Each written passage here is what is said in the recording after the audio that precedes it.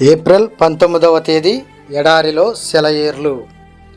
యెహోవా మీకు కలుగజేయు రక్షణను మీరు ఊరక నిలుచుండి చూడుడి.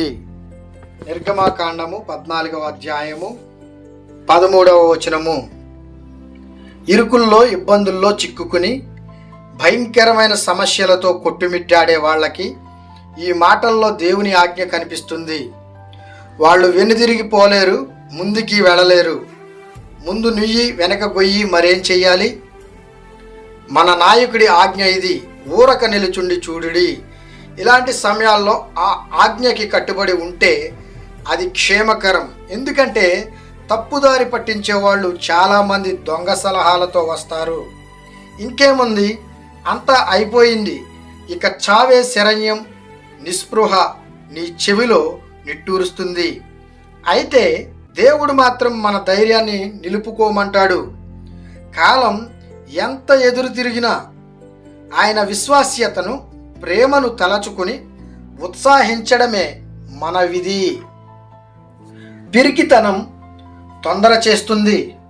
వెనక్కి వెళ్ళిపో, అందరూ చేస్తున్నట్టే చెయ్యి, లోకంతో వెళ్ళు, ఇక క్రైస్తవుడిగా ప్రవర్తించడం అసాధ్యం, లే, నీ నియమాలను తీసి ప్రక్కకి పెట్టు. నువ్వు నిజంగా దేవుని బిడ్డవైతే సైతాను ఇలా ఎంత నిరుత్సాహపరిచినా దాన్ని అనుసరించలేవు. ఆయన దివ్య ఆదేశం నిన్ను బలాన్ని, తేజస్సుని ధరించుకుని సాగిపోమ్మంటుంది. నీ దారి నుండి నరకంగా గాని మరణంగా గాని నిన్ను ప్రక్కకి మళ్లించలేవు. కొంతసేపు నిన్ను అలా నిలబడమని ఆయన ఆజ్ఞ ఇవ్వకూడదా? ఇది కేవలం నీ బలాన్ని తిరిగి సమకూర్చుకొని నూతనోత్సాహంతో ముందుకి సాగిపోవడానికే గదా. దురుసుతనం రంకిలేస్తుంది, ఏదో ఒకటి చెయ్యి, లే, ఊరికే కూర్చోవడం సోమరితనం కదా, ఏదో ఒకటి చేసేయాలి వెంటనే అనుకుంటాము. దేవుని వైపుకి చూడుము, ఆయన ఏదో ఒకటి చేసేవాడు కాడు, సంపూర్తిగా నెరవేర్చేవాడు. అతి తెలివి బడాయిలు కొడుతుంది. నీ ఎదుట సముద్రం ఉందా, నేరుగా దానిలోకి నడిచి వెళ్ళిపో, ఏదో ఒక అద్భుతం జరుగుతుంది. అయితే విశ్వాసం ఈ మాటలేమి వినదో, పిరికితనాన్ని, దురుసుతనాన్ని, అతి తెలివినిచ్చే సలహాలని పెడచెవిన పెడుతుంది. దేవుడు అన్నాడు, నిశ్చలంగా నిలబడి ఉండు.